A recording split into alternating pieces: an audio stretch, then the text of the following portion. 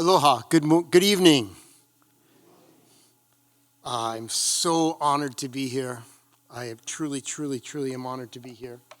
And nui ko mahalo ya oko iko hele mayani ike ayahi.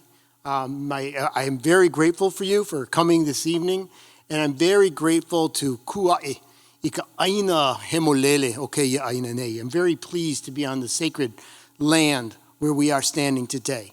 It's my honor to be on the homelands of the Muskogee Nation, in proximity to the Cherokee Nation, and close to the Osage Nation, and in a city where you are all working together and thinking about the past and how it can connect to a future.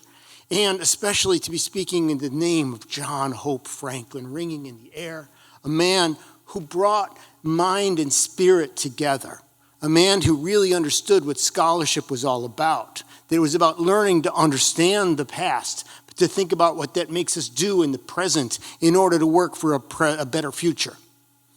I can't aspire to all that. Well, I can aspire, but I won't achieve it. But we should always aspire to things we cannot always achieve.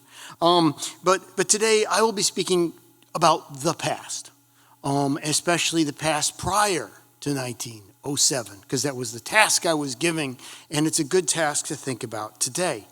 And I've got to set my watch so I know when I've spoken too long. Land acknowledgements are important tonight, and they are very important because we need to know where we are and from where we stand. And we stand today, or I stand today, on the lands of the Muskogee Creek Nation, sometimes also referred to as the Creek Nation, and I'll slip back and forth between those names, I'm sure. We need to know that, and yet it's complicated to do a land acknowledgement also. For one thing, a land acknowledgement can never be about just the past, just as history can never be about the past. If you name where you stand, then what is your responsibility to that place is what I always ask myself. And I always think that my land acknowledgements must always be about the future. If I live and work on the Dakota Nation's lands, which I do, what are my responsibilities? What does that mean? Also, but where we are is complicated because there's multiple ways of thinking about where we are. We are on Muskogee Nation land. We're also here in this beautiful hall of Cascia Hall Preparatory School, but we're also, and I think it's important today to think about, we are on the allotment land of Mrs. Nellie Riley Woodward, right? We want to be as specific as possible because that specificity is important. So let me try to think about Muskogee Creek Nation land and the allotment land of Mrs. Nellie Riley Woodward. Now, if you were to go to Google and you were going to say, Muskogee Creek Nation homelands, you're going to get something like this. This is important, right? So what you see that I outlined awkwardly in red is the homelands of the Muskogee Creek Nation, the Muskogee Nation in the southeastern United States. And you'll see that. And we're far away from there. And if you were to, and I'll explain a little bit of this, more about this, try to understand what it meant to talk about the allotment lands of Mrs. Nellie Woodward, well, you might get this. And here's a map that I prepared for us. On the right, you have a Google Maps that shows us with that blue dot exactly where we are located in the city of Tulsa. And on the left, you have from Hastains Township, plat map of the Muskogee Creek Nation, the allotment of Mrs. Nellie Woodward. Creek Roll 2213. So, how do we get from one to the other? How do we get from A to B? And what does that mean about land and how we acknowledge where we are? Let's go back to this first map. So this map is far away from where we are today, in a different state, but still within the United States. Once upon a time, this would have been a different nation. So please keep in mind that we're talking here about tribal nations, right? About American Indian nations, not just about reservations. And then if we come in here, let me just try to show you as we zoom in. So on the right-hand side, you have a Google map that's showing you the section of the city of Tulsa in which we are located. You can see running across the top the freeway. You can see 44 running down there. And then that blue dot is where we are sitting in this auditorium. On the left, you have 2 pages of Hastains plat map. Then let's zoom in on that a little bit, get a little bit closer, and you can start to see familiar landmarks, perhaps. But then let's go to that blue dot, to that section 18, and there we are. We're on Nellie Woodward's land. So how do we get from the southeast to this plot? And how do we get from an undifferentiated, united, contiguous Muskogee Creek nation to a little box of land, right? That's a question that's worth thinking about. And it's one that I'd like to think about with you this evening, if you'll be so patient. How do we get from the south to eastern Oklahoma to where we are today? Not physically, but historically, as a process of politics and power. How do we get from one to the other? Well, let's start here in the Muskogee Nation and the Cherokee Nation directly to its north. The Muskogee Nation being kind of the reddish, the rust brown there, it's number 2, and Cherokee Nation homelands being the 5, just north of there. These are their homelands in the south, right, in what we now call the Deep South. But there's also other native homelands involved as well. Here's a map of the homelands of the Osage Nation, right?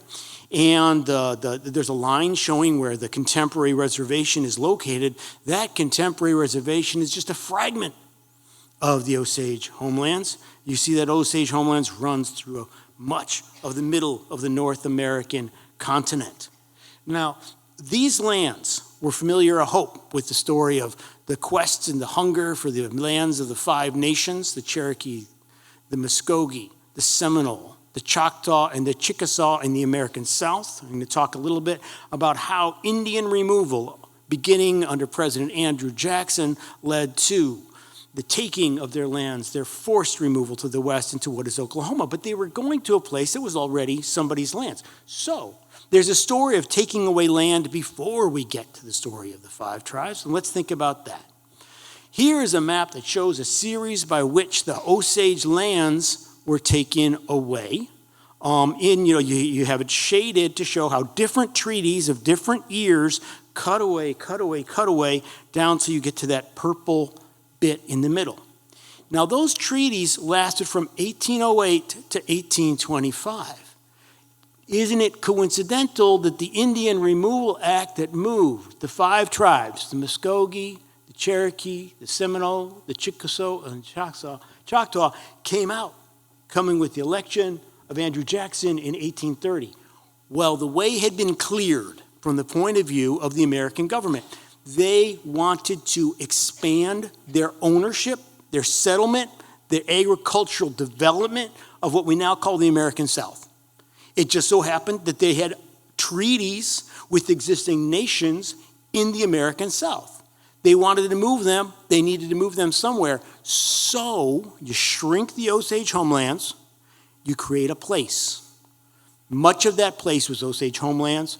And so that cleared the way for the first step of the process where we're going to go from the great nation of the East to Oklahoma and then to Mrs. Woodward's lands. So what I'm talking about here is what we often call removal, and I think we really need to understand that as ethnic cleansing.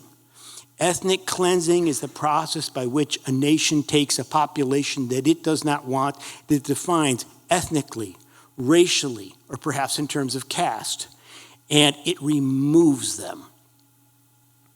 Ethnic cleansing today is a violation of international law, right? It is a violation of international law to forcibly remove people from their homelands in order to clear way for other population. That's an understanding of international law did not exist in the 1830s, but it was widely understood and denounced. There were many people who said this is immoral and this is unethical. That clearly included Native people, but it included also non-Native people, white Americans who said you really can't do this. They were not the most powerful voices, however. So in 1830, under Andrew Jackson would promise that he would make homelands in the South for white farmers to expand, to get themselves a piece of land so they could cash in on the cash crop of, some of it was tobacco, some of it was rice. It was especially cotton. So they could take the homelands of the Creeks, of the Choctaws, of the Cherokees, of the Seminoles, so on and so forth, and build up King Cotton. Okay? And as we know that with build King Cotton, we're also going to expand the grip of chattel slavery and the enslavement of African people on this continent. So the Indian Removal Act resulted in ethnic cleansing of people from the south towards the west, the lands cleared through the treaties with the Osage and some other people here in what is now the state of Oklahoma. Here you have a map that I'm assuming that many of you have seen versions of this map of the Trails of Tears. Not a single Trail of Tears, because here I'm speaking about 5 nations. So we need to talk about Trails of Tears. And that term, the Trails of Tears, captures the enormous trauma that came from the physical removal from the ancestral homelands to which people were related, from which they were born. These people who understand themselves to have emerged from these lands, the place where their ancestors lie, the spaces where the spirits live, to a new place. It was an emotional, it was a physical, it was a spiritual, it was an economic, it was a political trauma. The yellow arrows show the removal routes of the Muskogee Nation. The blue arrows to the north show the removal routes of the Cherokee Nation as they were pushed west to a place that would come to be known as Indian Territory. Now, it was terrible to lose those homelands, but at least there was a land of promise, to borrow the term from this series. And what were those promises? Those promises, when a nation speaks to a nation in a formal way, its promises, which are reciprocal, are referred to as treaties. Okay, that's what this is. And the land of promises reflects, among other things, the promises that the United States made in binding treaties when the 5 tribes agreed to move west. And it's going to be hard for you to read these because, it's a big room. The north is, to the top of the screen is an excerpt from the Treaty with the Creeks of 1833. To the south, to the bottom of the screen is an excerpt from the Treaty with the Cherokee of 1835. And just to read a brief excerpt that I highlighted there, with my poor eyes, it's going to be a little bit hard. They shall secure to the Cherokee Nation the right to their national councils to make and carry into effect all such laws that they shall deem necessary for the government and protection of the persons and property within their own country belonging to their people.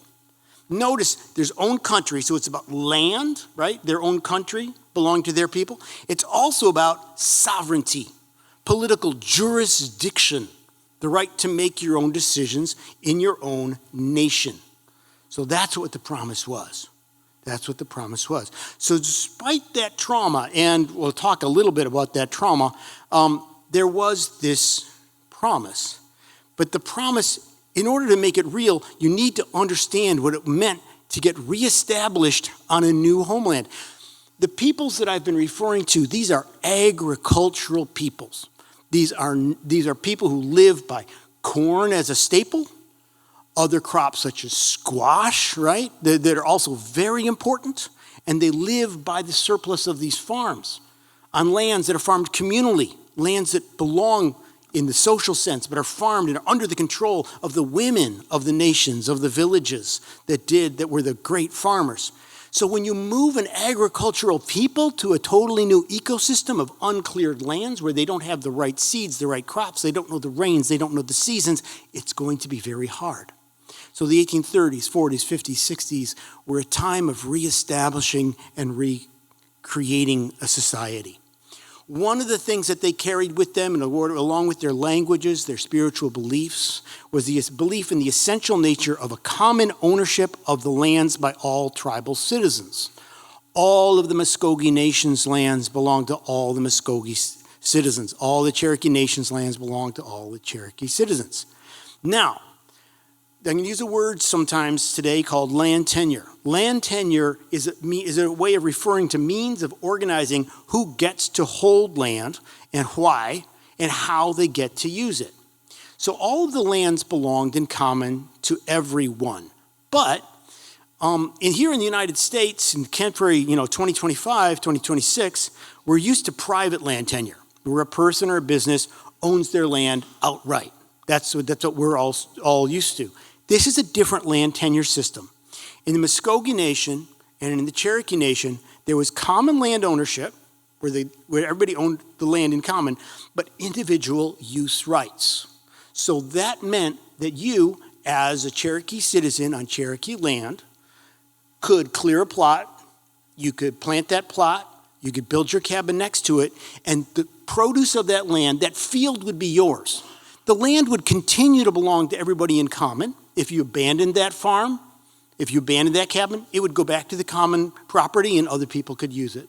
But while you were using it, you had use rights to it, right? So it was a balanced system that was deeply important. It was socially and culturally embedded. It had also economic and social benefits. What it meant, for one thing, is that no one was truly landless because anyone could use land, could own their home. And especially, they could make a living by making a field and raising a crop or raising livestock. So I want you to see how very different this is from U.S. American society as it was planted, where the whole reason that Andrew Jackson, one of the reasons he wanted to take away the lands of the Five Nations was because there were so many Americans, white Americans, who said, we deserve land, we want to own land. He said, well, I'll get you some more land, I'll take it away from those Indians down south, right? Okay, so this is a different system, and it had advantages, it had disadvantages, but one of the important things was it avoided absolute landlessness and impoverishment. So what emerged was a nation, were nations of mostly small farmers with some large plantations and ranches. I'll talk to you just a little bit about that in a minute. But the great majority of the population living as small farmers. So just some visual imagery here on the left. You have a Muskogee farm home. It's a photo that was taken in 1901, but that house had clearly been built a couple decades earlier.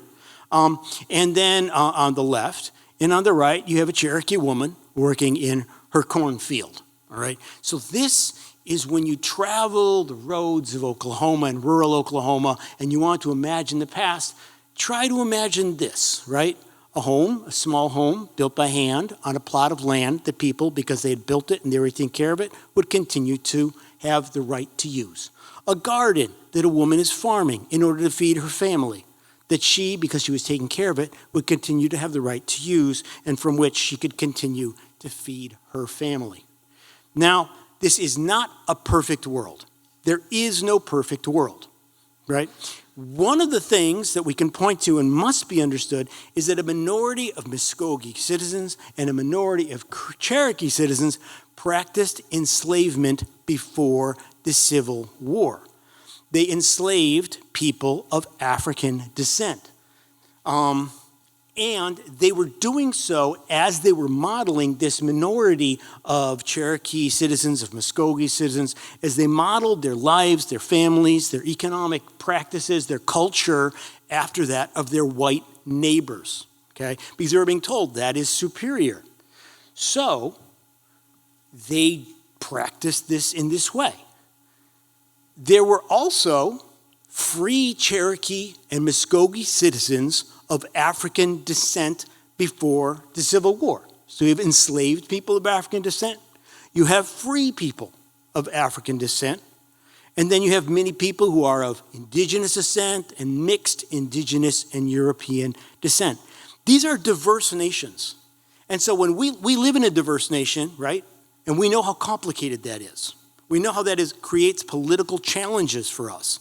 And I want us sometimes when we look at the Muskogee Nation or the Cherokee Nation, don't think of them as totally different from your lives, but think of it, those challenges that we face of racial politics, of hierarchy, of class, that existed too, because these are diverse nations. And they're a kind of modern nation. These are modern American Indian nations. That's what these are.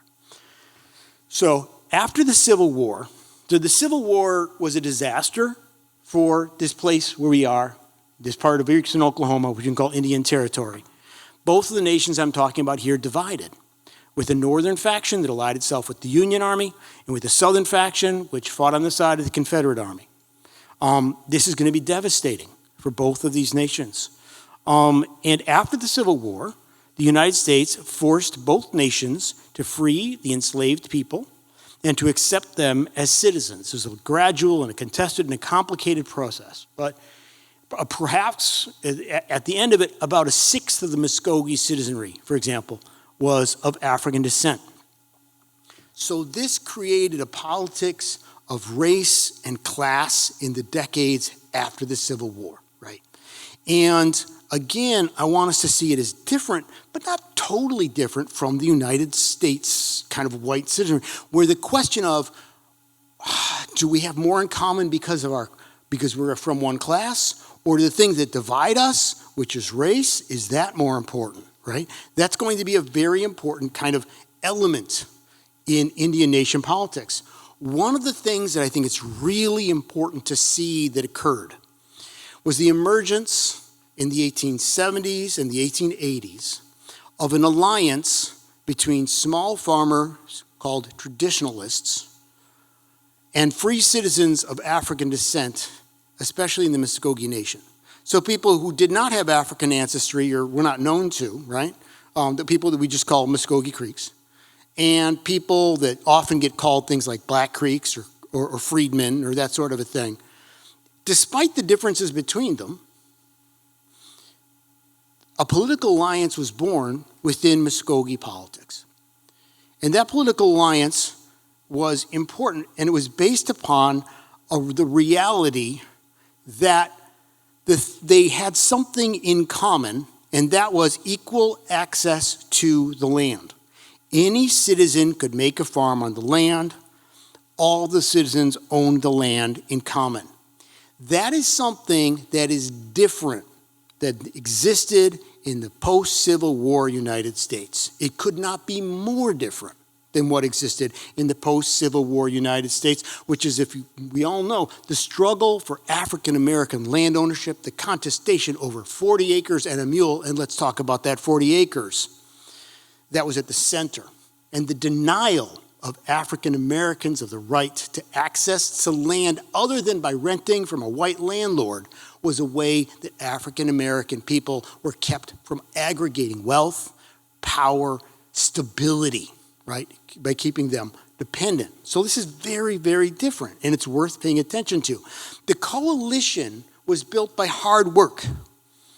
It meant holding off outsiders like white squatters and railroad companies and outside ranchers and cowboys on cattle drives. Okay, just a little thing about cowboy movies. Okay, cowboy movies, there's some guys, and they're going to drive some cattle from X to Y. Half the time you don't really know where they're going and why they're going there, but they are doing that.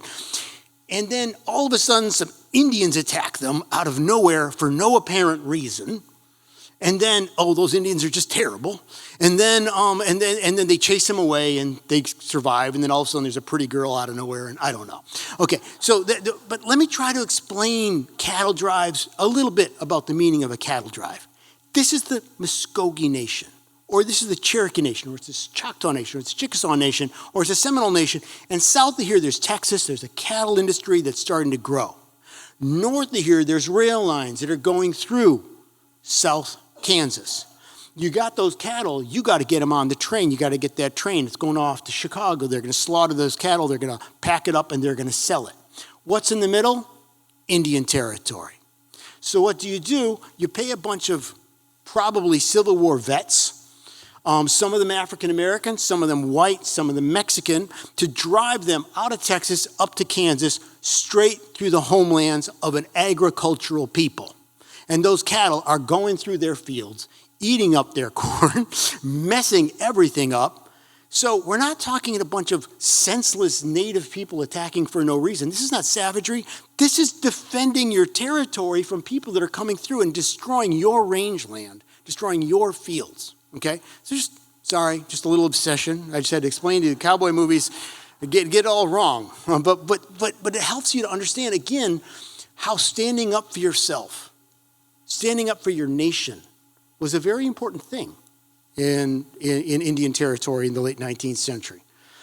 So this was difficult work, and the difficult work of creating a political coalition, those of you who've been involved in politics and grassroots politics just know just how hard political coalitions across racial lines are. Well, they were no easier then, okay? So when you do that, and you do it successfully, that's incredible achievement, where you have people with different cultural orientations, different classes, and different races coming together.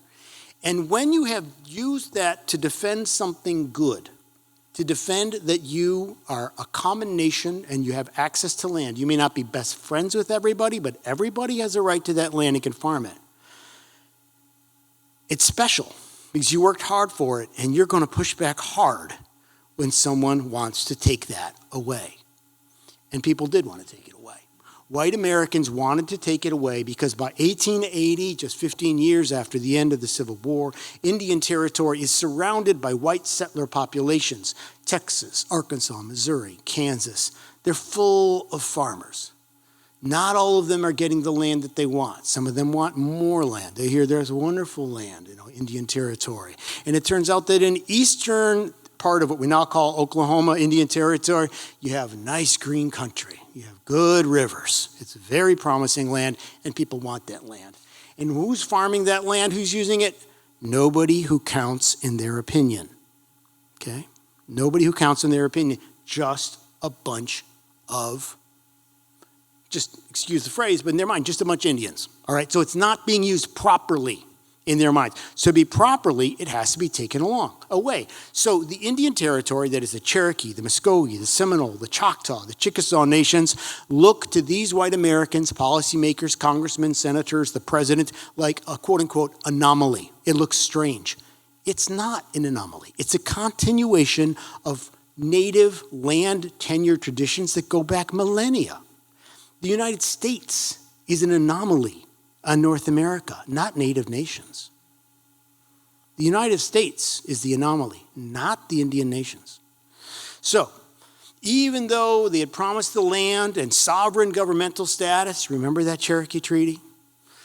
For as long as the grass grows and the rivers flow, there's white pressure for nations of Indian Territory to undergo a process called allotment. It's a word that many of you have heard and most of you know, but let's just review exactly what it is. What is allotment? Allot means carving up the shared property of the tribal nation and assigning a plot to individuals. That's what it means. It means cutting it up into lots. Ooh, there you go. And they tore it into lots. Yes, they did. Okay. Approximately, so these were things, almost nobody in the Indian nations wanted allotment. They specifically did not want allotment. For different reasons, they didn't want allotment, but they did not. But they ultimately were forced to accept it. I think I'm missing a slide here, so I'm just going to say it. So what happened is in 1887, the United States passed a legislation called the Dawes Act, also called the General Allotment Act, which applied to almost all Indian reservations, which empowered the president to negotiate treaties where reservations would be cut up. The 5 nations that we've been talking about had a lot of political sophistication. They had lobbyists, they worked hard, and they got themselves exempted from that, and they held it off as long as possible. But in 1898, finally, Washington just rammed it down their throat with something called the Curtis Act of 1898, which fundamentally forced them to give up their communal ownership of land and their political sovereignty. You can't separate one from the other. And what did they get? About 110 acres per person in the Cherokee Nation. It depended on the value of the land, and 160 acres per person in the Muskogee Nation. Why did people resist allotment? Partly it's cultural. These are Indian nations, and many people disagreed with the very notion that this is how things should work. Partly it's practical. Private ownership is less secure than shared ownership. What we own together, you can't take away from me, but what I own all by myself can easily be taken from me. What is individually owned can be individually lost. Solidarity is safe. Individuality is dangerous. Political, it's not just about land, it's also about the political sovereignty. A prime goal was to do away with Indian nations, as governments independent of the American government or any state government. It's practical and it's political. What happens with quote-unquote surplus lands? When you divide up the reservation and then everybody's got their plot and then there's a little bit left over, oh, well, very conveniently that becomes a lot of, it goes to a white settler. Because this is also about transforming the population, because settlers overwhelm very quickly the native population, the citizen population, native, African descent, mixed, quickly non-native settlers overwhelm the population, leading to a loss of national independence. Okay, here's where I had the acts. I already described the Dawes General Allotment Act and the Curtis Act, so we can keep working. So that's what happened. The loss of land, the imposition of the state of Oklahoma on the Indian nations, culminating in 1907, and then the rapid loss of land, which I'm not going to trace here because you have more special speakers coming in the future, but you can see it all around you. It's in the land of the farms around you. That's all allotment land. It's probably the house you live in. That's on allotment land. The business where you work, that's on allotment land. The school you attend, that's on allotment land. Just like this school is on allotment land. It's this land right here. In the aftermath of allotment, we're on the land that was lost by a woman, an individual person named Mrs. Millie Riley Woodward, who in her youth owned along with her people an entire nation. She owned a nation with her fellow citizens. But in 1907, the sovereign Indian nations were suppressed and Nellie Woodward's life changed. And yet Nellie Woodward did not go away. The native people remained in all their diversity, in all their complexity. We can learn a lot about Nellie Woodward because her history has been traced by something called PSIG, the Presbyterian School for Indian Girls, a project that is practiced under the leadership of Professor Kristen Ortel, who we are so lucky to have with us tonight, which traces the lives of the native girls who went to the Presbyterian Indian Girls School. And one of the students there traced Nellie Woodward's life. And here we have a picture of Mrs. Woodward sitting proudly back straight, surrounded to the left of her husband and surrounded behind her with family. The native people did not go, but the world that they had built was taken away from them and it was transformed. But they stayed in that transformed world. They stayed, and this is their state. So I know this from the PSIG project. There's the website. Under the directorship of Dr. Kristen Ortel. And the research on Lily Woodward specifically was done by Kiara or Cecilia Gutierrez, who graduated from TU with a BA in the class of 2024. And we wish her Godspeed as she goes forward. So that's how we got from A to B. Now, how we got from her getting that allotment to being Cassia Hall, or from an allotment to that being your home, that's a whole separate story. It takes later history in the 20th century to understand that. But that's how we get to the beginning of this. Now, very briefly, I hope that you're like, well, holy cow, if that's how it all is, how do I find out whose allotment my home is on? Well, what you got to do is first you got to figure out the legal description of your land, the section, the township, the range. Then you have to find that place on an allotment land. And then a good thing to start off with is if you live here in the Tulsa area, and I bet you do, find out by Googling around if you're living on the land of the Muskogee Creek Nation, the Cherokee Nation, or the Osage Nation. I'm going to give these links to the John Hope Franklin Center. They'll be on the website, but you're going to go to this website and you're going to put in your address and you're going to find out what township, section, and range address your house is in. Then you're going to go either to the Osage land maps or the Cherokee land maps or the Muskogee Creek land maps, and you're going to spend, it'll take you an hour, but you'll figure it out. And in the end, you're going to have a name. And then if you're lucky, you can find out about that person. And if you can't, at least it'll take this and it'll stop being abstract, this was Indian land, to knowing that this is personal. And this is personal. And when you start talking about these things in Oklahoma, it can get complex. It can get kind of confrontational pretty soon. But getting personal helps us to understand why that politics is so hard, even in a land of hope and a land of promise. Thank you for your patience tonight. It's been an honor to talk with you.